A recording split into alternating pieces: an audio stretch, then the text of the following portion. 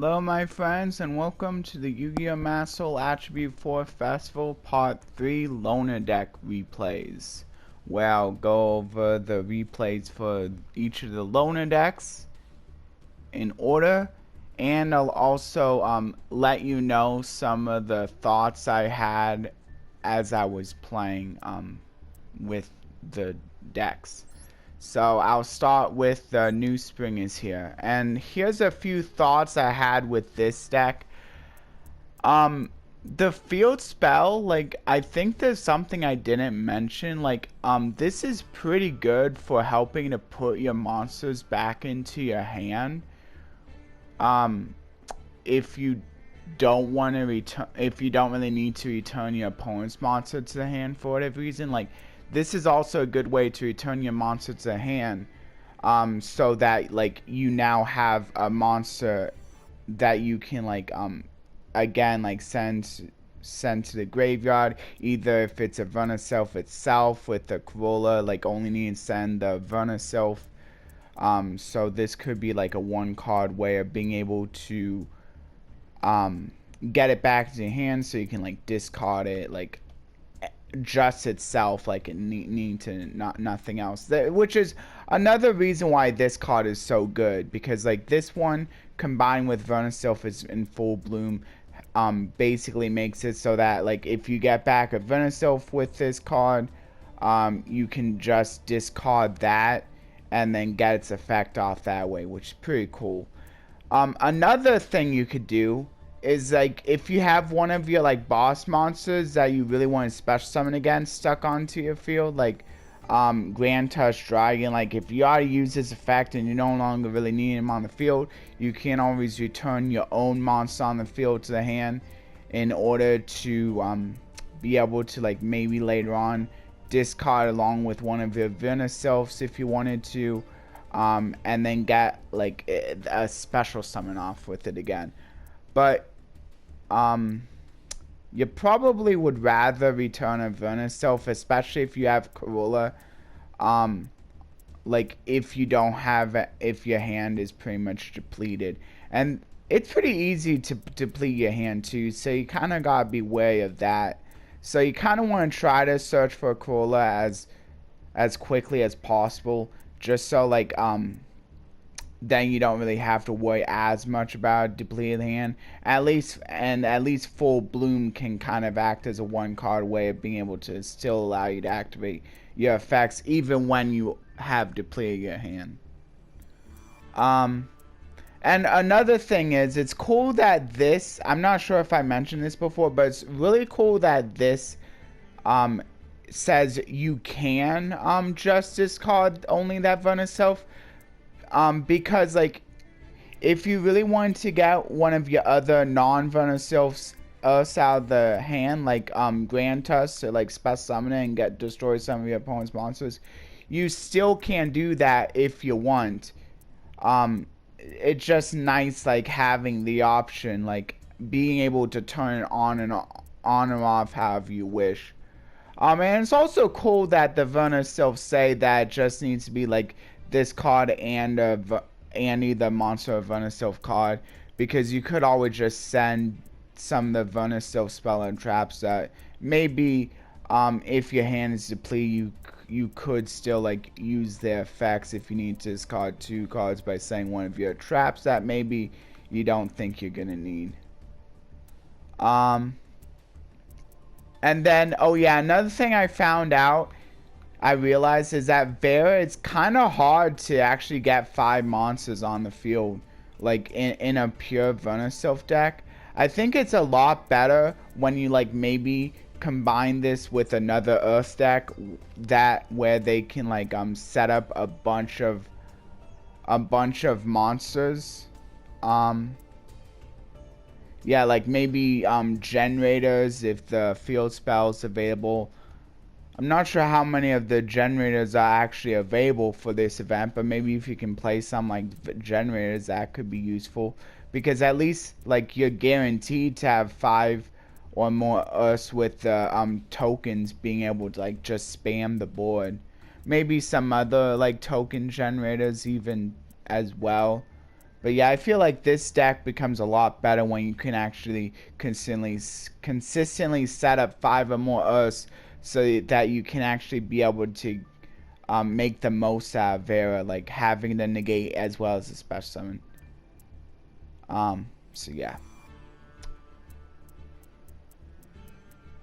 And also, Pankratops is really cool in this deck because like his like tributing is actually really nice because it gets him back into the graveyard in order to either be special summoned via Vera or special summoned via one of your Verna Sylphs. So that's actually really cool. So he may be a little bit better than the Grand Tusk, despite that.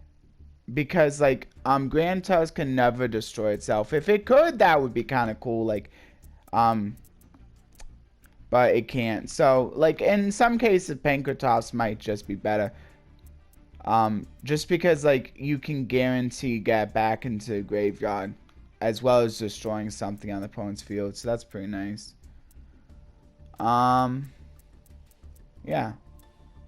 And then I don't know how important like it is to really go into your links. I mean you can, but like it's also there to just be like as fodder for your pot of extravagance. I didn't really go into the X-Deck when I was playing this deck. But I'll show you the replay now. Okay, so let's go into this. I'm probably gonna have to go to the saved, and then I can probably cut out the transitions to just make it take a little bit quicker. I think it's this one.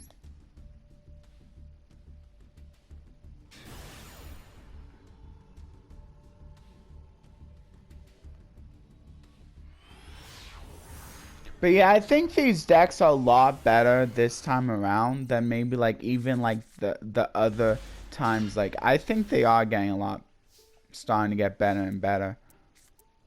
There's actually some pretty nice combos you can do with these decks. So yeah, I'm starting to fill up my graveyard. You kind of want to make sure you like have Vera out, like because her quick effect special summon is actually pretty nice. And you want to save the like Grand Tusk for your opponent's turn so that like you can actually destroy. Like if your opponent doesn't have any like cards on their field, you don't really want to special summon Grand Tusk, because you want to save it so that you can special summon off of Vera during the opponent's turn when they actually have 2. And so I kind of need to, because now at this point my opponent's I think is either going to destroy Vera with that card or like returns to hand. Yeah, it returns it to hand. That's fine though. That's actually probably better. Fine that it returns to hand, because now I got like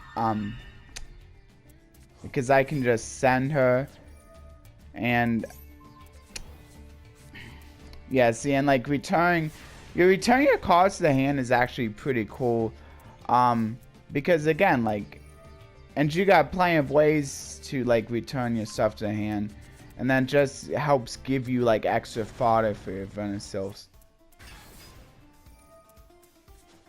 Oh, and I think when it comes between a choice of the Asa or the Verna Sylph card, like always use the Verna Sylph card.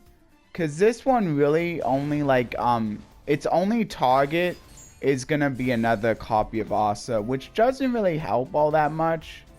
I'm not exactly sure how useful that actually is. Like having to give up 2 cards just to add another Asa. I mean, sure it filters out your deck, but like your Verna Sylphs also help to filter out the deck. So I think if I was like to actually like play a deck like this more competitively, one of the first things I take out are just the Asas, because I don't really see the point of like a card that minus that negs you just to add another copy of itself. I mean, because all the Verna Sylphs filter out your deck so much better, because they actually like give you cards that you could actually like make even more use of. I mean, and also they special summon something from the graveyard too, so that's pretty nice.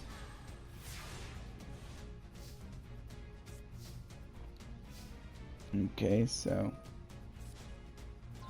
yeah, ancient warriors. I'm making it though. Like, even though they have a lot of plays, I also have quite a few plays myself. And so, like, they got that out. I'm not sure if I really need to send the saga, but I was able to take it out anyway with the Grand Tusk. I'm not sure if I destroy one of my own cards. I just decided to destroy one because, like, I don't really want to destroy my own cards with Grand Tusk. Most of the time, you'd much rather just destroy your opponent's cards with that Grand Tusk. It's not like really a kind of deck that really wants its cards being destroyed. I mean, actually, I gotta take a look at the trauma. Yeah, I'm gonna look at the trauma because maybe that it has a little bit of synergy with destroying your trauma link. I'm gonna take another look at that. Here, I can take a look at that by like looking at the other deck. Looking at the Infernoids now. Because I know the Infernoids also have a trauma. And all the traumas pretty much work the same way. Yeah, it has to be bound opponent's card effect. So even if you destroyed it with your own Grand Tusk, the trauma wouldn't be able to get the search. So yeah, I don't think there's any reason you want to be destroying your own cards in that deck. Oh yeah, one thing I think I forgot to mention, like, actually Decatron is really cool because whatever cards you mill with this card, it also gets its effects, which is really cool because you could just mill something that either has like monster negate or a spell and trap negate. So you can basically set up whichever one you want for the situation. Maybe you want to set up spell or trap negate if you're about to go for a game. Just to make sure and your opponent has a few spell or traps. You just want to make sure that they don't stop your plays or something. If you're trying to combo off, maybe you go for the spell or trap negate. And then maybe if it's like, if you're trying to stop some of your opponent's plays, maybe it's better to go for the monster negate. It's just really cool that you have like the option either way with Decatron. Yeah. And then maybe what you could even do is you could like send one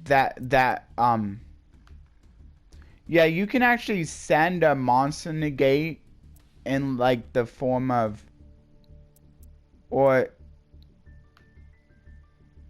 I guess there's no monster spell or trap negate. They made sure to make them be the high level ones, which kind of sucks. But it's also pretty cool that you can like first do the Decatron and then Void Imagination, or if you already have Void Imagination, it's not really gonna, like, what you could do is like you like put out the monster, the spell or trap negate, and while you have Void Imagination, it makes them like level 1. It makes it level 1 once again.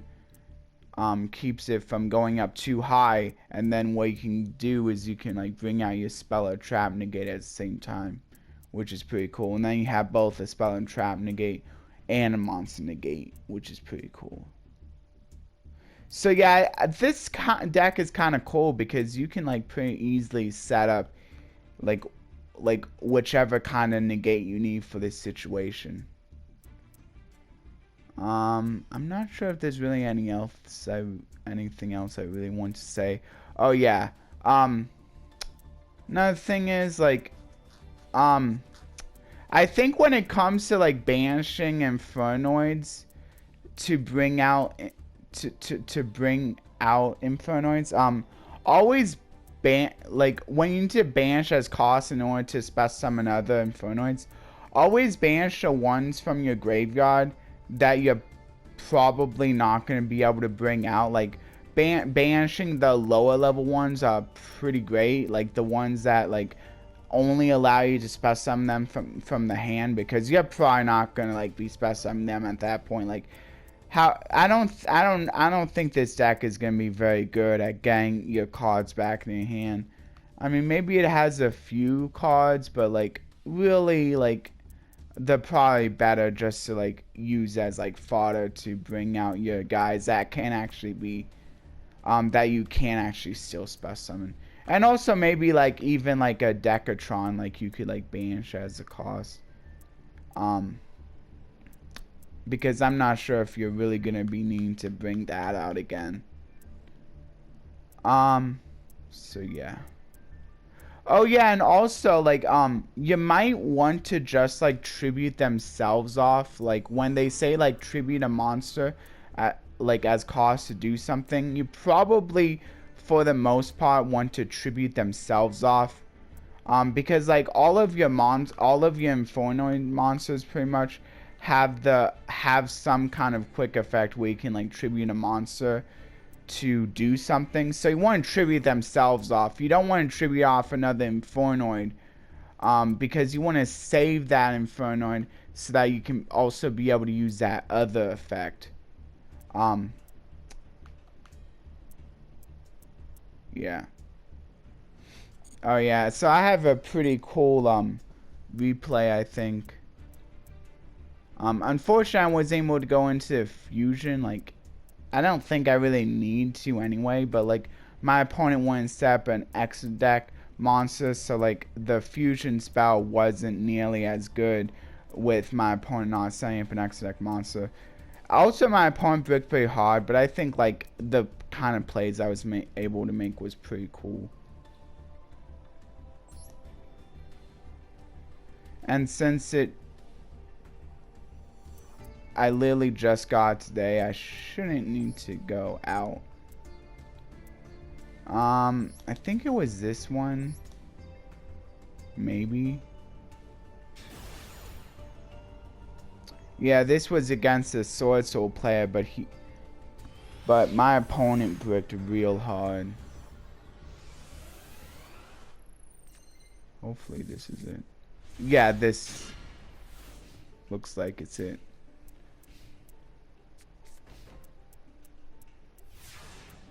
Okay, so here's what my thinking was. So I didn't want them to negate the reasoning, so I decided to put out a different card that I didn't care as much about as, like, fodder for them to negate, and then if they negate it, now I get a free reasoning. Unfortunately, this also makes it so that my opponent knows exactly what I'm playing, which makes reasoning a little bit less strong, because they pretty much know to call one, because Infernoid, even if I do get the blaster, like, it really is Infernoid is the one that I want, and it's more likely that I'd be getting that Infernoid Decatron off of reasoning anyway. But that's fine, because it, like, still sets in my graveyard. So, like, I just, like, set my purification to the graveyard in order to add something, because I didn't really have, like, any, like, good monsters to send, because this unfortunately has to be summoned from the hand, and I wanted to make sure I had this in my hand in case, like, this was, like, pretty much my only play. And also, this guy's pretty nice, because, like, it can, like, destroy a spell or trap, which can, like, if nothing else, like, bait out, like, infinite impermanence, which it actually did a few times. And then, I mean, maybe the trap would have been kind of nice, but I don't know how important something like this is. Yeah, doesn't seem like it's, like, that big of a deal. I guess there's a way of, like, getting, like, banished monsters back to the graveyard, which is kind of cool, like, if you're, like, going into, like, a really long grind game, but most of the time you're probably winning before you get rid of everything. And as long as you banish the right cards, it probably won't really you probably won't need to worry about it. See the Decatron, because they called 1, they knew to call 1. But I was still able to special summon this, set up my plays to special summon this. And then that basically baited out the infinite permanence. So I was able to pretty much get rid of a card either way. Didn't really need that. And then like now that it's until the end phase, I now get the effect back, which is good. Yeah, this is gonna be a bit longer, but it's okay. See, once again, like, it still gets, as long as it still gets rid of some kind of card, like, it's fine. And that's a card I targeted anyway, so. Maybe I should target the other card, but since that was the newest card, I figured I might as well target that. Yeah, and then see, and then also its name becomes that. So as you can see, now it took on the effects and name of Ananku. So now I have a Speller Trap or effect negation. Oh, actually, I think this also can negate monster effects. I think I'm wrong. I think Ananku is actually probably one of the best targets to send, because I feel like this also can negate monster effects. Or maybe not. No, actually I'm wrong. Oh, another really cool thing about Decatron is that its effect to send something and take on effects, it's not a hard once per turn. So maybe I should have sent the Petrolia instead, and then I could have had a Spell Trap negate and a Monster negate, which would have been really cool. That might have actually been better, but like it's fine. It was fine either way. I was lucky enough that my opponent bricked anyway. So now I have the Monster negate. Also it banishes them too, which is pretty cool.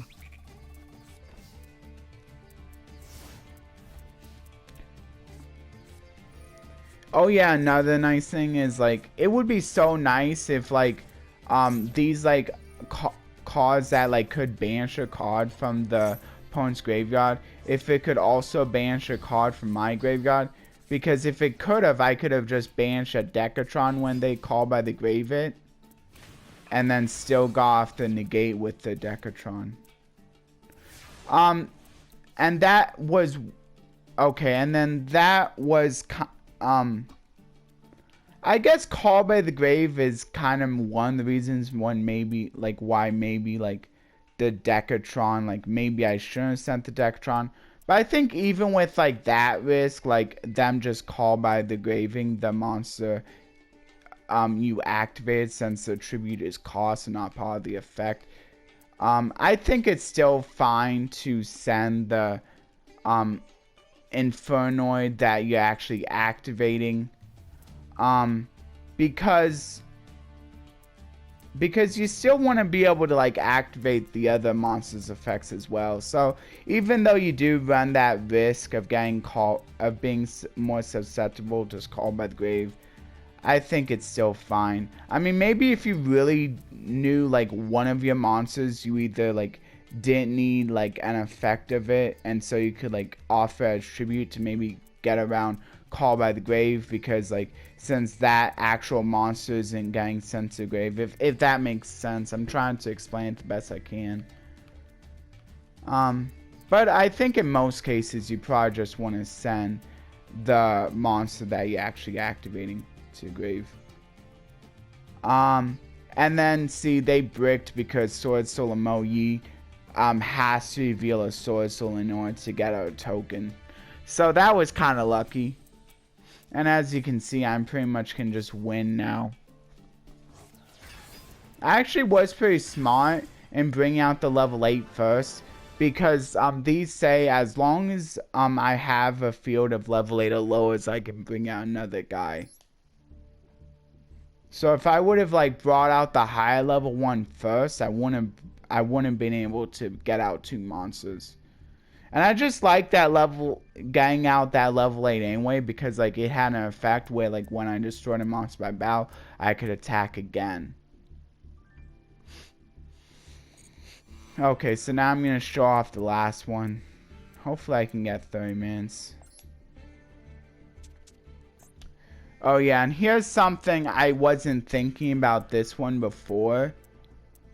But actually, like, these cards are a lot, like, have a lot more synergy than I originally thought.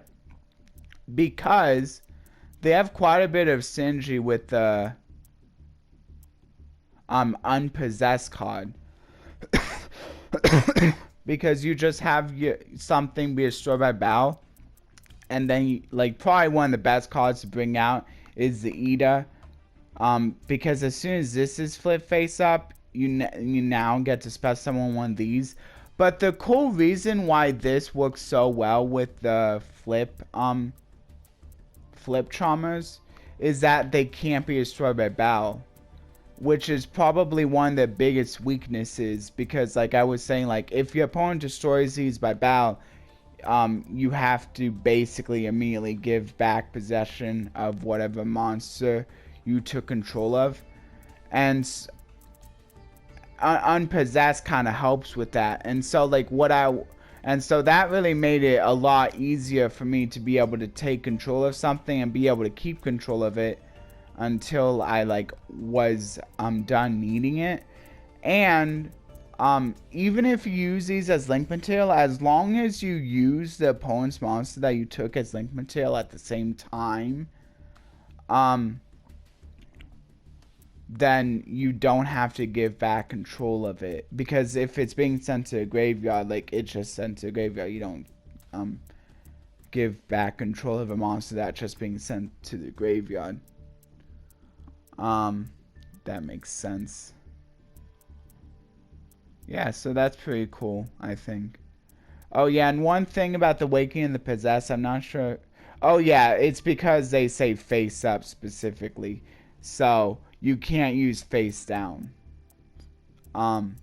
So like that's maybe something to keep in mind if you have something face down and you are maybe wanting to use it as material for one of these Awakening and the Possessed in your deck.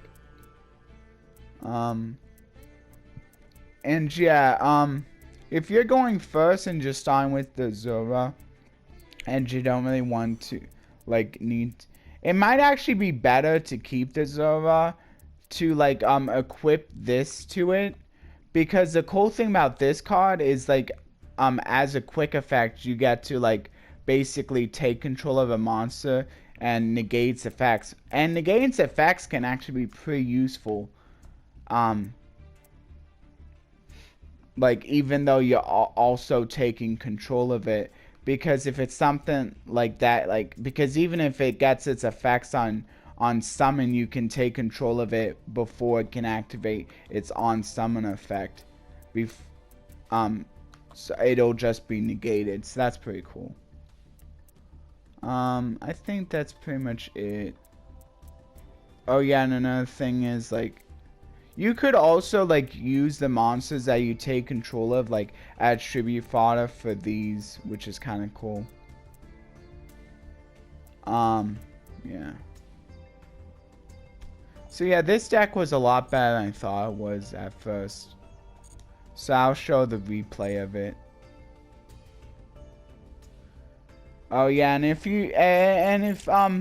any of you guys think maybe I could have done a better job explaining the deck, you can always feel free to ask questions, and I can try to answer any questions I might have missed.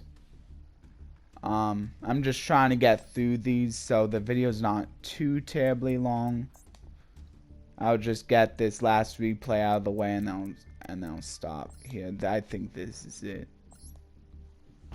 And then in the next part, I will, for the festival, I will be showing off at least a few replays, maybe like one or more of the Malfi Sprite deck, some of the best ones. Oh, this isn't it. Was this? Oh yeah, this was one where my opponent just conceded right away. Which is also, in my opinion, just kind of nice. Because it's like a free win, like it's nice. But yeah, I wanted to get a better replay, so that's why I had like a more recent one for that. Okay. So here's the trauma one. So as you can see, I could have gone for a link play, but my opponent didn't really have a graveyard, so I didn't think I really needed to go for one of my traumas. They didn't really have a field, so going for the nightmares would have pretty much done nothing. So I thought, like, yeah, I think if you're going first, this is probably the smarter play. Because, like, if you don't really have a monster you can take control of from the graveyard, like none of your links really matter as much. But, like, being able to, like, have a quick effect, take control of something on opponent's side of the field is actually pretty nice. Ended up not really mattering anyway, as you'll see, because my opponent just kaiju'd it, but I was still able to get the win. It's fine that they kaiju'd it, I didn't really care, because I still had the unpossessed. I still had the possessed partnership plus unpossessed, which is pretty nice. I guess it was like also really nice I started out with unpossessed. It's probably one of the best cards. Actually, possessed partnerships. Wait, no. Unpossessed also have. Yeah. Possessed partnerships didn't really matter in this point, since like I would just had to summon out another fire anyway, and it only gets its like bonus effect when like if there were like actually two attributes. So actually I wonder if my opponent meant to give me the game. Actually, I think they did mean to give me the 3000 attack guy anyway, because they were planning to just owner seal it back, which is kind of interesting, them doing it that way. Yeah, so they totally did mean to give me this, but not for the reason I was thinking. I thought I was wondering if maybe they did that because they knew about the possessed partnerships. They didn't want to give me a non-fire, because otherwise I could just like gotten bonus effect of destroying a face-up call on the field. But no, the reason why they did it, more likely, it's because they wanted to get it back with owner's seal. But that, I mean, that did play around possessed partnerships too, so there's that either way. And now my opponent's attacking with the Nightmare Phoenix, which is actually good. I need to activate this prematurely, which I guess is another thing. Like my opponent could have easily just like decided they didn't really want to attack. I guess that's another thing I wasn't even thinking of. It probably would have been better if my opponent just didn't even like decide to attack like after this. Because they could have easily just decided not to attack. But they did, and so I was able to get the Ida play, bring out the trauma, and now I can flip it up to take control of the Doggerin, which is pretty cool. But first I decided to go with the Harpies to get rid of what they had in the back row. Which is actually really good, because if I would have like flipped this up, they could have chained Ice Dragon's Prison and then taken control of the Spellcaster. This doesn't protect it from being banished, and so they would have been able to banish my Ida and my Trauma. So that was actually really good that I had the Harpies, because I would have been like in a really bad position if I didn't.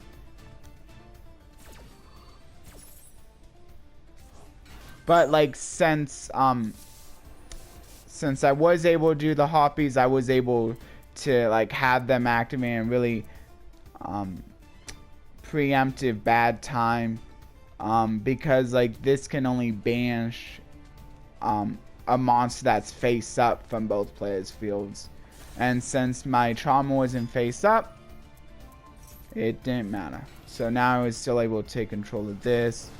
I could have maybe had game a little quicker, but I wasn't thinking. I could have, like, what I could have done was I could have used the Hida plus the Doggeran to go into the Hida, but it didn't really click on me right away. But yeah, that would have been good because I would have been able to go into Hida, grab the Doggeran from the graveyard, since, or I could have like even like went, well no, I didn't really did I have the Earth? I could have also went for Asa, but then that would have given them back. Actually no, I think I could have still gone for the Asa.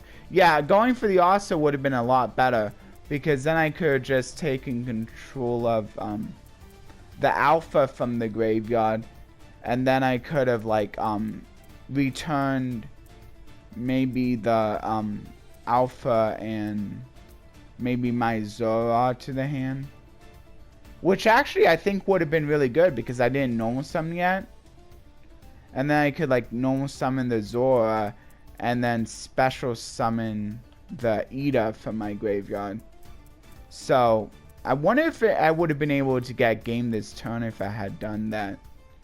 They would have had Nightmare Phoenix up, but I would have had at that point Doggeran. No, I wouldn't have had Doggeran, but I would have had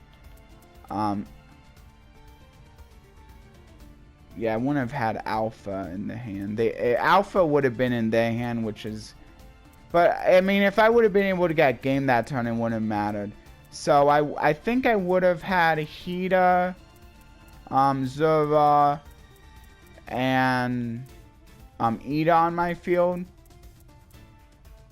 and then I guess I could have went for the fire one, and then yeah, because Hida, Zora, and Ida, and then at that point they would have had the Phoenix, so then I could have used,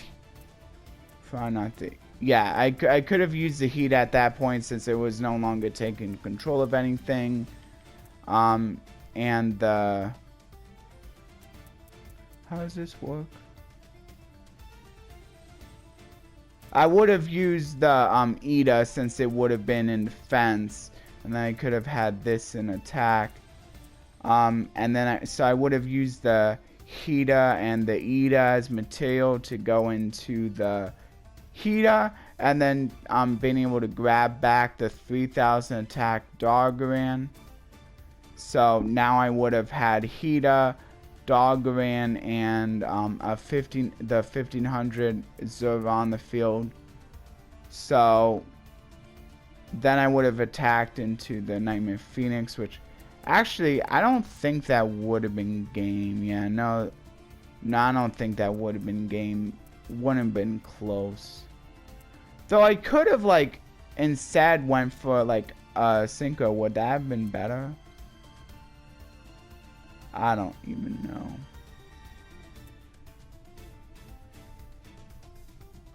I don't know. This one can just make 2 attacks. Yeah, actually I think even with that play, like, I don't think I would have been able to get game. Like, if someone knows a way I would have been able to get game, like, I would definitely like to hear it, but I think that, like, might have been my best play. I mean, it would have given them an alpha, though. So, maybe not. I don't know, like, how important would have that been giving them alpha? I don't know how important that was. I could have also just went straight into Hida right away. That actually might, I think that would have probably been the best play. Actually, just like going into Hida right away, but I wasn't even thinking. And then like with that, I would have been able to like kill off both, but Unfortunately, I wasn't thinking. Now they still have Zora. So actually, I think that would have. Actually, I think that would have been my best play, going for the heater right away instead of in main phase 2. But oh well, I still ended up winning anyway. Because now that I pretty much exhausted my opponent out of resources. Yeah, the Mirror Force does kind of stink. But, luckily the Unpossessed also activates when a spellcaster monster is destroyed by a card effect. So that's pretty nice.